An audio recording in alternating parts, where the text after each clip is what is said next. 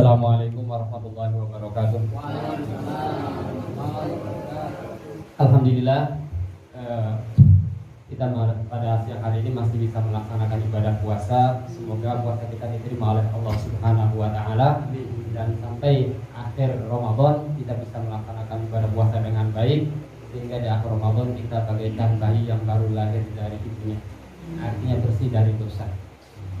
Salawat beriring salam semoga tercurahkan kepada baginda agung Nabi Muhammad SAW serta keluarganya, sahabatnya, dan semua pengikutnya yang setia.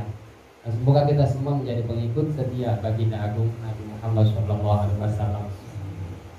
Bapak-bapak, ibu-ibu yang dimuliakan Allah Subhanahu wa Ta'ala, seperti yang tadi saya awal katakan, tolong kalau ada yang salah diluruskan, karena ini namanya juga dites, bukan memberikan tausiah. Mungkin sudah hafal semua tentang hadis innamal a'malu binniyat, bahwa semua amal perbuatan kita itu tergantung niatnya. Kalau niatnya baik, maka insya Allah akan mendapatkan kebaikan. Begitu juga sebaliknya, kalau niatnya tidak baik, yang akan didapatkan adalah ketidakbaikan.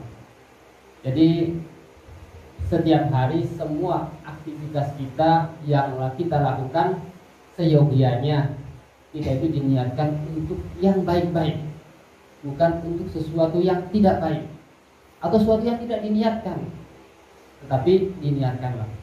Kita makan, kita minum, diniatkan apa? Untuk bekal ibadah. Insya Allah makan minum kita itu mendapatkan pahala. Karena apa? Kita makan diniatkan supaya bisa badan kuat, bisa melaksanakan ibadah sholat, bisa bekerja dan sebagainya. Insya Allah maka ada nilai pahalanya di situ. Ini ada sedikit cerita di dalam kitab Ihya Ulumuddin ya. Koreksi Bang Amran ya tadi. Zaman dulu itu ada seorang orang taat ibadah. Nah, suatu ketika lagi jalan-jalan. Di situ melihat suatu kemungkaran. Ada suatu kemusyrikan. Ada rombongan masyarakat kampung tersebut menyembah pohon. Pohon besar disembahnya. Disembah.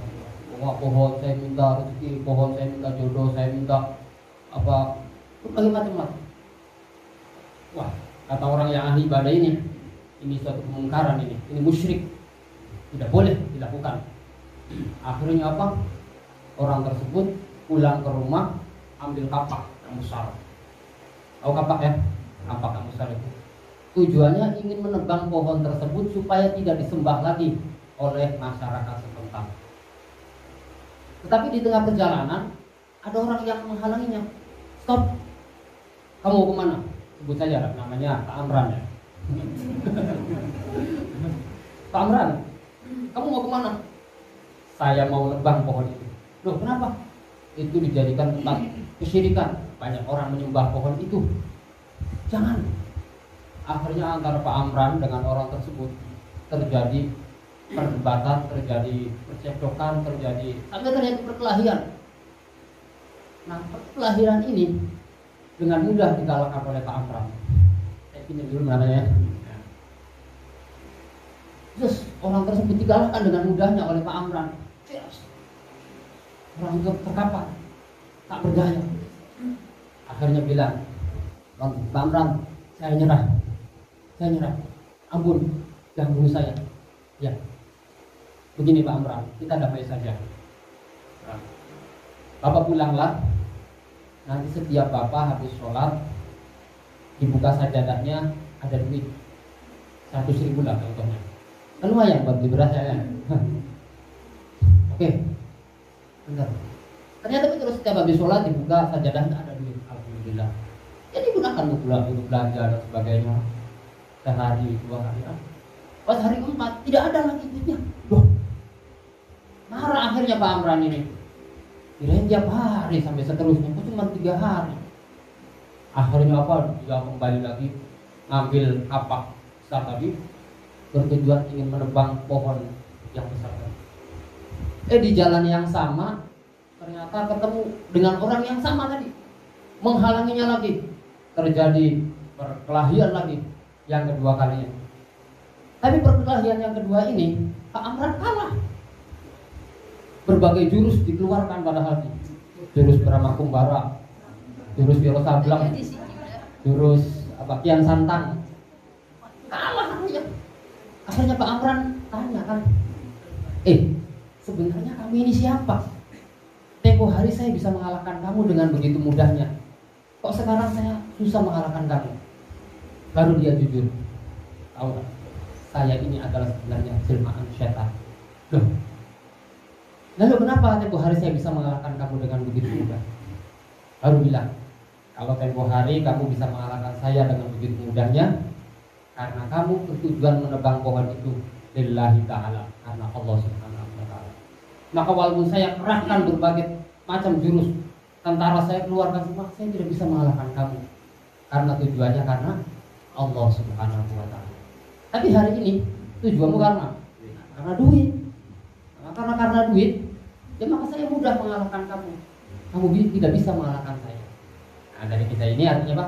Kita bisa mengambil pelajaran bahwanya segala sesuatu itu diniatkan yang baik-baik, jangan diniatkan yang tidak baik.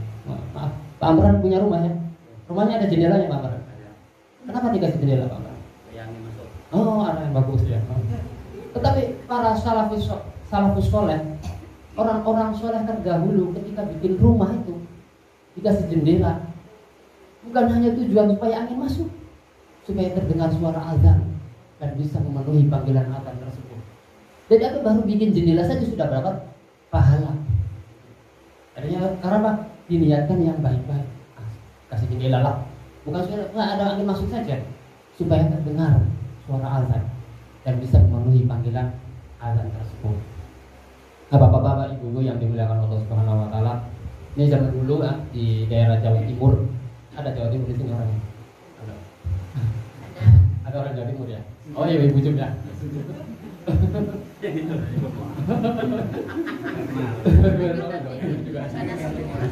Karena Jawa itu ada Jawa Tengah, ada Jawa Pinggir ya. Kebetulan saya orang Jawa Pinggir ya. Jawa Barat maksudnya. Ada suatu pulau namanya Madura. Kalau dulu nyebrang itu pakai kapal, sekarang ada jembatan namanya Suramadu. Ada seorang ulama namanya Kiai Khalil. Kiai Khalil itu gurunya pendiri Nahdlatul Ulama, Kiai Khalil Bangkalan, terkenalnya itu ya.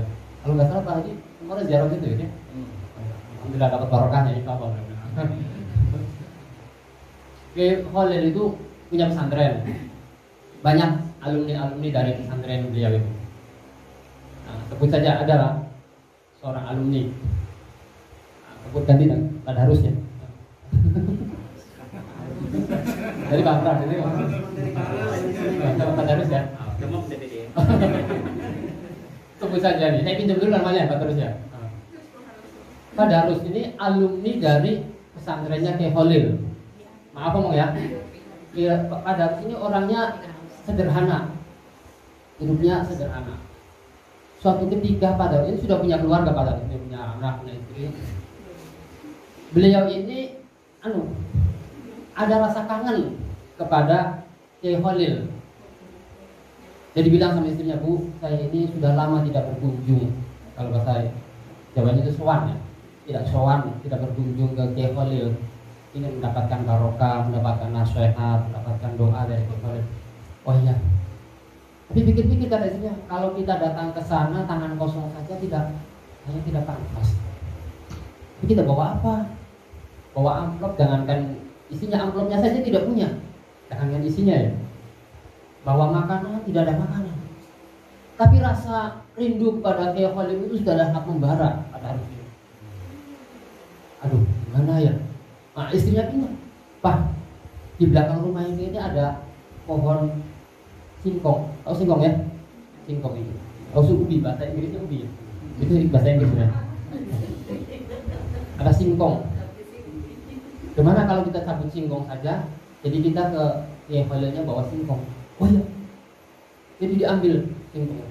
Bagi-bagi cabut singkong pada hari itu. Dapat plastik. Lumayan. Lalu kita datang ke rumah Kiai Khalil dengan anak dan istrinya itu. Assalamualaikum. Waalaikumsalam. Oh pada Ros, ya silakan. Disambut dengan baik sama Kiai Khalil itu. Apa nih? Terus oh ini singkong Pak, bikin oleh-oleh buat Pak Kiai. Oh iya terima kasih, alhamdulillah. Nah, dia ngobrol, dikasih nasihat, doa dan sebagainya. Sudah cukup, permisi Pak tadi itu. Pak Kiai kami sudah cukup, kami permisi mau pulang. Oh iya, itu bukan bulan puasa ya, ceritanya bukan bulan Ramadan. Jadi dikasih makan, kasih minum sama Kiai Khalil itu. Nah, kebiasaan Kiai Khalil itu kalau ada tamu, siapa saja tamunya itu pulangnya dikasih oleh-oleh. Jadi tunggu, ada harus pukul sebentar ya. Kata Kiai Khalil itu. Dia masuk ke dalam rumah, bilang sama istrinya, oh itu ada harus sama istrinya mau pulang. Kita kasih oleh-oleh apa ya? Aduh, nggak tahu oleh-oleh apa nih. Kita nggak punya apa-apa. Oh itu di belakang ada kambing. Oh, jadi pada harusnya dikasih kambing ini. Terus kambing ini sebagai oleh-oleh. Oh, untung kan? Datangnya bawa singkong, pulangnya bawa kambing. Nah pas di tengah jalan, pada harus ketemu dengan temannya. Sebutnya namanya Sanjaya ya.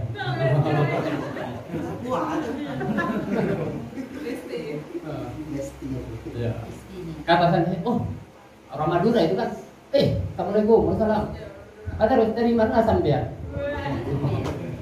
Saya dari rumahnya Kiai Khalil. Loh, dari rumah Kiai Khalil kau bawa-bawa di kambing tadi. Saya bukan bawa-bawa daging kambing, tapi saya dikasih daging kambing dari Kiai Khalil. Memangnya kamu datang Kiai Khalil bawa apa? Kok sampai pulangnya dibawa kambing? Pulangnya datangnya bawa singkong.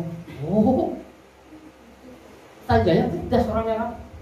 Pada harus yang datang bawa singkong saja pulangnya dibawa kambing, apalagi saya datang bawa kambing pulangnya dibawa sapi kayaknya. Wah. Akhirnya Sanjaya ambil kambing ke rumahnya, berkunjung ke rumah Kiai Khalil dengan harapan tujuannya pulangnya dibawahi sapi.